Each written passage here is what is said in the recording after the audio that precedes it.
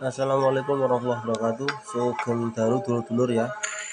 Dulur-dulur kong mania, dulur-dulur Bekutut, Anggungan, Tekukur dan semuanya lah seluruh Nusantara. Khususnya untuk para subscriber saya dan para penonton setia saya dimanapun anda berada, semoga dalam keadaan sehat walafiat, senantiasa diberikan kelancaran, diberikan rezeki, diberikan kemudahan dalam segala urusannya. Amin amin ya rabbal alamin. Kopi ya dulur ya, kopi, kadang kopi sama rokok. Pada malam hari ini kemarin kebetulan ada teman ya bertanya masalah WA via Jambi, Mas gimana sih ciri-ciri perkutut yang berkodam tuh. Nah, untuk pembahasan yang berkodam ini sangat menarik ya. Masalahnya banyak yang pro dan kontra, banyak yang bilang konten double lah ini dan itu.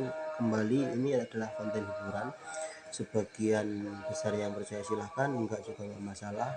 Di sini saya menjawab sesuai dengan kapasitas saya, semampu saya dan sebisa saya. Kalau untuk burung perkutut itu, kalau menurut saya pribadi ada dua opsi atau dua pilihan. Satu, perkutut tuh berkodam, kedua perkutut yang berioni. Nah ini dibedakan perkodamnya seperti apa, berioni yang seperti apa. Jadi kembali lagi, kalau yang kodam itu menurut bahasa Arabnya, kodam itu adalah sebuah jin pembantu. Kalau di Jawa itu perewangan.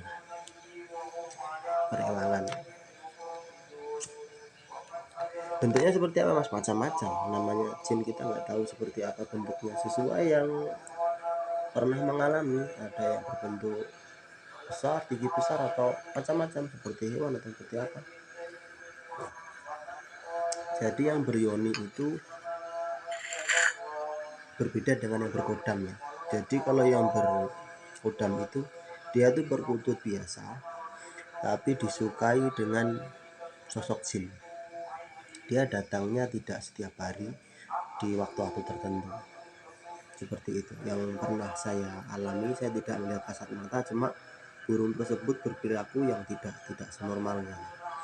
Kalau yang berioni itu, burung itu mempunyai kelebihan seperti apa Mas? Contoh, dia itu kadangkala yang si pemilik ini tadi, kalau sudah nyawiji dengan yang pemilik itu, biasanya ada mau datang tamu dari mana, malam itu bekur-bekur.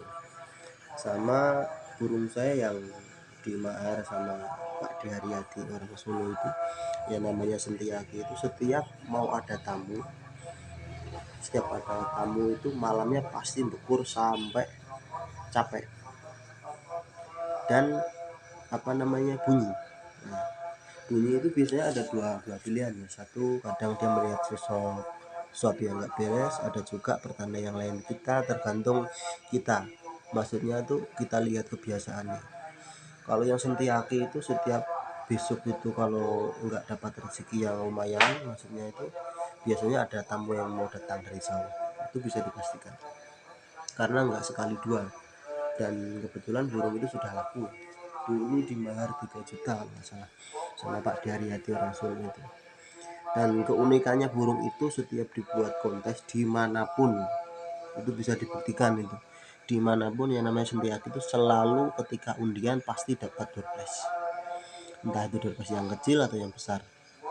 Terakhir waktu kejuaraan lomba palsi nasional di Solo itu saya menghadiri, ada foto saya sama Pak siapa tuh, ketua palsi itu ada foto saya di profil YouTube saya itu, Mbak Gianto. Nah, itu terakhir dapat perkutut cemani 3. Jadi keunikannya burung tersebut tuh, kalau ciri fisiknya seperti apa Mas? Ciri fisiknya ya biasa saja, cuma dia tuh memiliki Pontosudro 40. Yang belum tahu Pontosudro itu hitungan fisik ya, kiri sama kanan 20 yang bagus kayak gitu. Kalau 21 19 sih bagus, cuma yang paling bagusnya 20-20 ketemu ratu dia. Nah, balik lagi ke balik ke kodam tadinya. Jadi burung perkutut yang berkodam itu seperti apa? Dia tuh ada masanya tuh banyak pengalaman dari dulu-dulu Romania. Ini kembali lagi saya tekankan, bisa dibilang ini hoak lah apa itu terserah, karena semua itu kalau tidak menjalani juga tidak akan pernah merasakan. Wong kuwi urung tau nglakon iku isone mengukur nyangkem. Nah, ini jelas.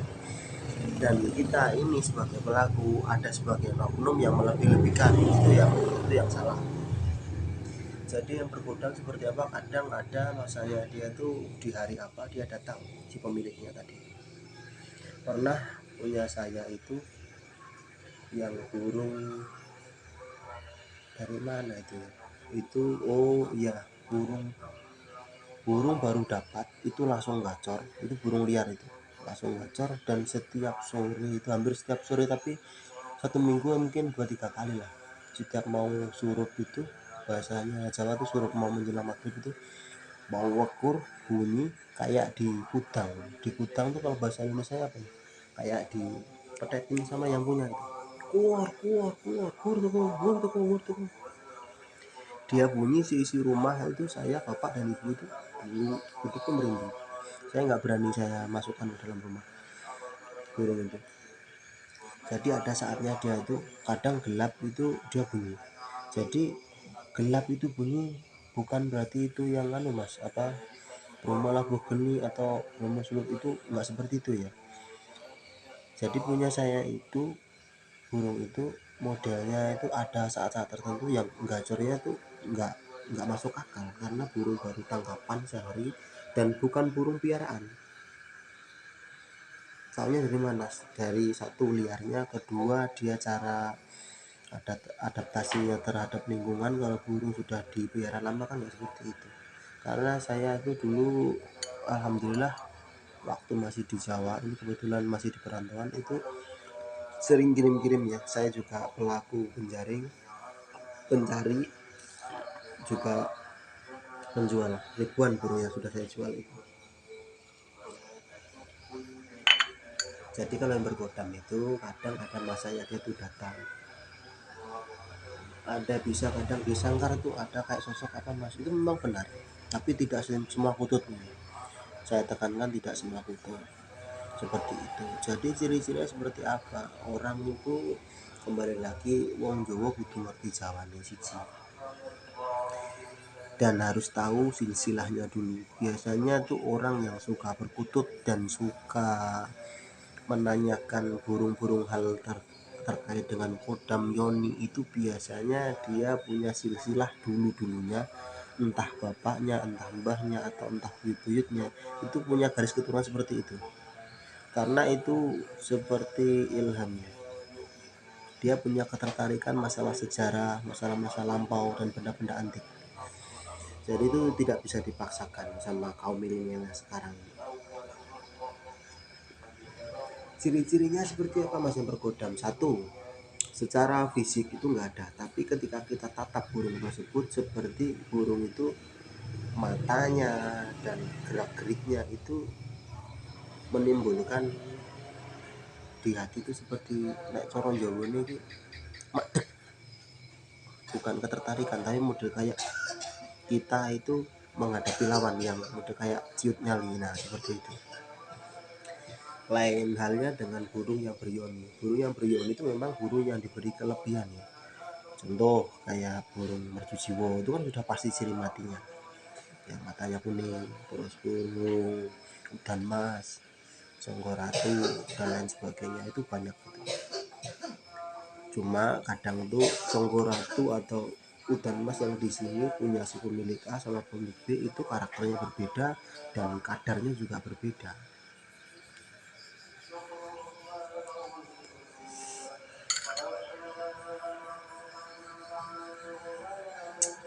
Kembali ke burung perkutut yang berkodam tadi, tidak hanya pada burung, di manusia pun juga ada. Kalau di kepercayaan leluhur-leluhur kami atau orang Jawa bilang itu, wong Jawa kudu ngerti Jawane siji, kudu ngerti sedulur papat lima pancer. Jadi sedulur papat lima pancer itu tadi istilahnya itu silsilah kita. Kalau di Islam itu manusia itu punya 4 pendamping, sinkorin 2, malaikat 2. Kalau bahasa Arabnya itu amarah, subiyah, alwamah, mutmainah tadi. Tapi kalau di sana itu kan lain, kawah di hari dan seterusnya lah. Namanya lain-lain, tempatnya lain-lain, warnanya juga lain-lain. Itu kalau di kepercayaan orang-orang yang bahasa familiarnya itu kejawen.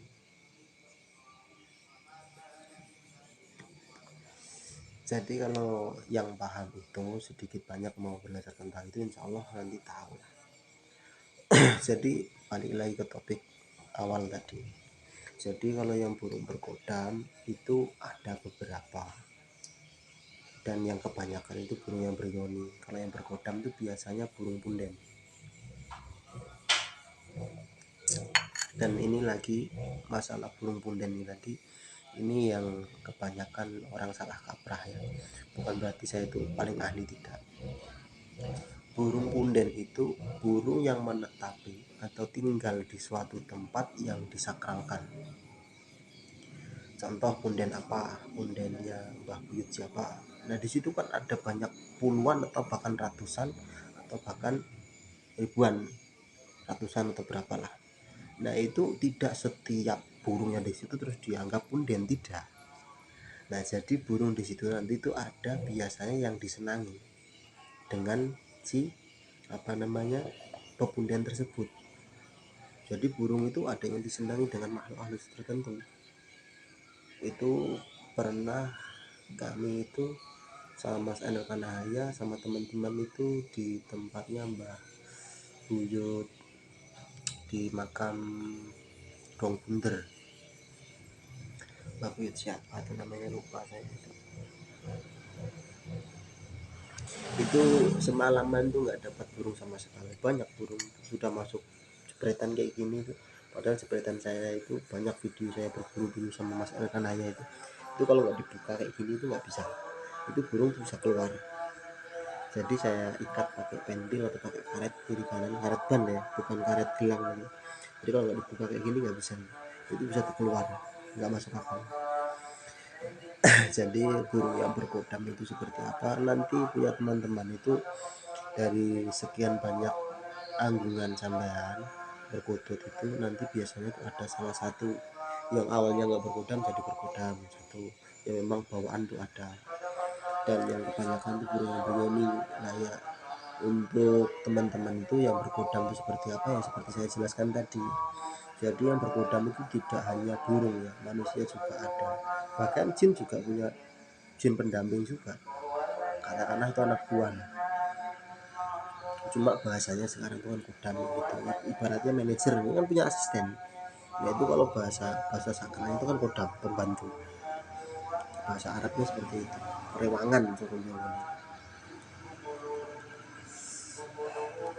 Ciri-ciri fisiknya yang seperti tadi, ketika kita pandang itu memiliki daya tarik tersendiri burung itu. Gerak-geriknya, dari cara dia menata itu nggak bisa kita jelaskan lewat seperti ini kalau tidak merasakan. Jadi nek ndelok iku aja nggo moto. Nah, nek cara Jawane ini, nek ndelok itu kalau melihat itu jangan dengan mata, terus dengan menggunakan apa Mas? Dengan rasa. Nah, gimana menggunakan dengan rasa itu tadi? Itu tadi orang kalau belajar di kejawen sering melatih entah luwe, entah melek dengan niatan memang pengen belajar loh ya. Itu nanti biasanya sedikit demi sedikit nanti dengan didampingin guru dan teman-teman spiritual mungkin nanti bisa mengerti dan bisa paham. Jadi kalau pembuktiannya ini kodamnya seperti apa, tidak setiap burung bahkan yang berkodam pun nggak mau dibuktikan seperti itu. Contoh ini, Allah tuh ini tidak membandingkan antara jin dengan Allah ya, itu salah fatal itu. Maksudnya perumpamaan aja. Ibaratnya kita mempercayai bahwasanya Allah itu ada, tapi kita tidak melihat wujudnya seperti apa. Kalau kita memikirkan wujudnya itu kan salah itu. Yang kita pikirkan kan ciptaannya sebegini luasnya, banyaknya dan beraneka ragam, itu kan ciptaannya Allah semua. Sama seperti kodam tadi, gimana kita meyakini bahwasanya itu ada kodamnya? Kan sekarang tuh lagi banyak masalah apa namanya, lagi tren pembuktian kodamnya seperti apa. Tidak seperti itu Ferguson.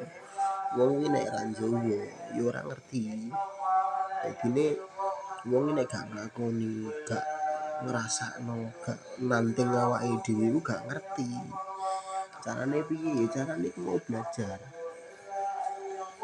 Jadi wong saiki isine mau iso omong, iso jeblak. Alah konten double konten. Silahkan percaya, silahkan enggak juga nggak apa-apa. Kita tidak menggiring opini supaya orang percaya, tidak. Konten ini hanya sebatas hiburan, dibuat kalau ada sisi baiknya diambil silahkan, kalau yang buruk jangan diambil, seperti itu. Kalaupun ibaratnya orang kok mempercayai burung, tidak mempercayai burung, awake dhewe percaya ora kok karo manuk orang. Jadi kita percaya itu bukti kebesaran Allah itu ada. Yang diberikan kelebihan itu bukan hanya manusia, bukan hanya binatang, bukan hanya tumbuhan, itu ada. Seperti itu.